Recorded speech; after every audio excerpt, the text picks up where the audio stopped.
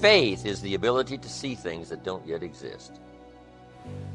Faith can turn difficulty into reality, positive reality. Here's what faith is for. Number one, faith is the ability to see it as it is.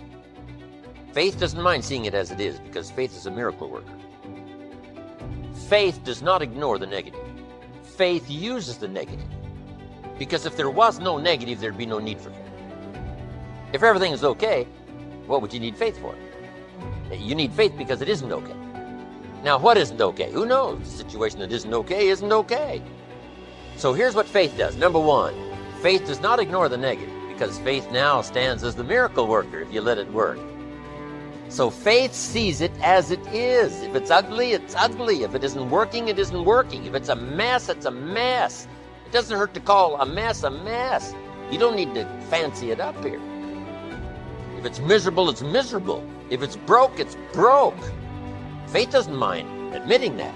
Faith doesn't mind seeing that.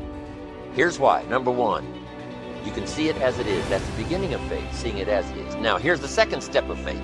See it better than it is. Couldn't you see beyond the mess? The mess is for today. Couldn't you look into tomorrow?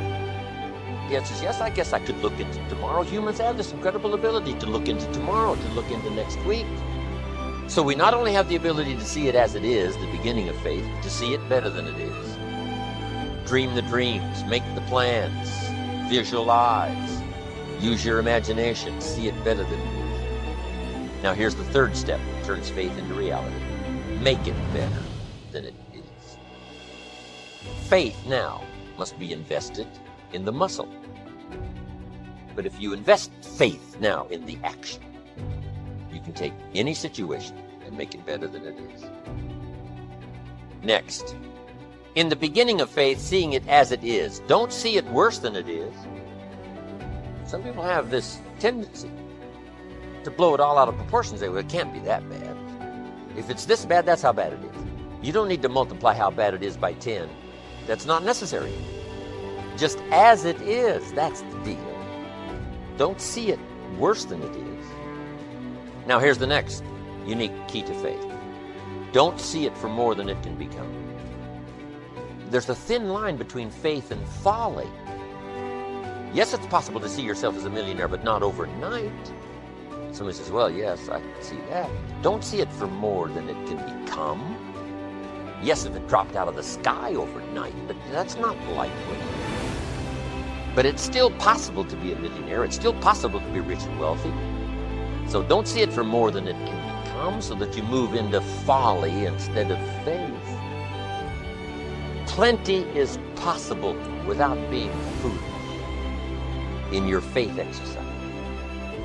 But now here's two more cautions. Number one, it might be worse than you first see it.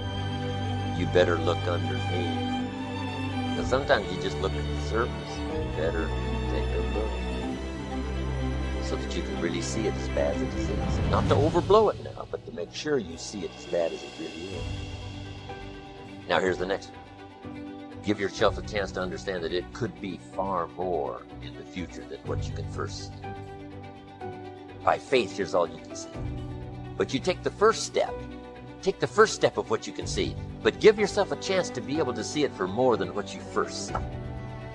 On a foggy night, if all you can see is 100 feet, here's what you do. Walk that first 100 feet, now you can see another 100 feet. You can't see the 200 feet. But if you can see 100 feet, you walk the first 100 feet, now you can see another 100 feet.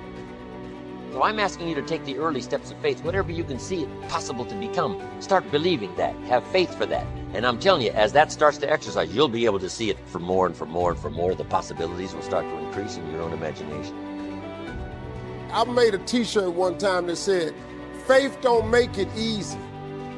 Faith makes it possible. All you want is the strength to get through your life. See, in life, everything that happens to you, there's a lesson in it. There's a lesson in it for you. If you look at it, whatever happens to you, just look at it and view life that you're a student of the universe and say, what's in here for me to learn? You know, I've been going through a lot lately. Somebody sent me a plaque. You know what it said? It said, on the days that I feel like I'm not gonna make it, on the days that it feels like I can't endure anymore, I think back on my track record for surviving all my bad days. And so far, surviving all my bad days, my track record is 100%. It ain't about the money. I know a lot of very, very rich people that's miserable, not happy at all. I can bet you most of you are happier than most of the people I know. And I know some very, very wealthy people. And money don't make you happy. It helps you through a lot of situations. Really, other than that, it's a lot to come with money. But if that's your desire to get more of it, you got to ask God for it. If you want to be happy or successful, you got to ask God for it. Most people don't have the life of their dreams because you don't ask God for it. The scripture says, you have not because you ask not. It's a very simple scripture, but listen to me. If you up your ask, he will up his give. If you change what you ask God for, he immediately changes what he gives to you. It's a scripture that's available for everybody. It's not just for rich people. You don't need an education to be successful. I flunked out of school. Do you know if you had to have an education to be successful, you know how many people wouldn't be successful?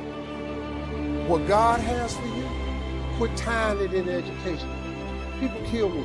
I know people got 2 degrees finna go back to school and get another one. If you got 2 of them that ain't working for you, why would you go get another one of them? That's crazy to me.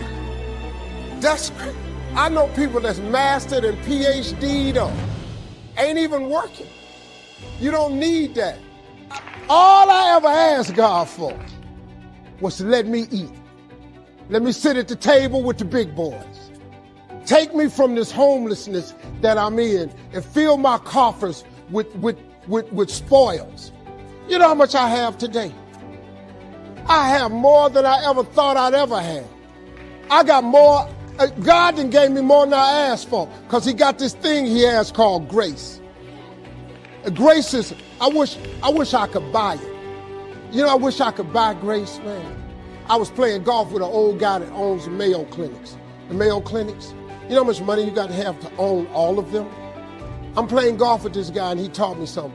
He said, Steve, listen to this. You seem like a spiritual guy. I want to share something with you. He said, justice is when you get what you deserve. Mercy is when you don't get what you deserve.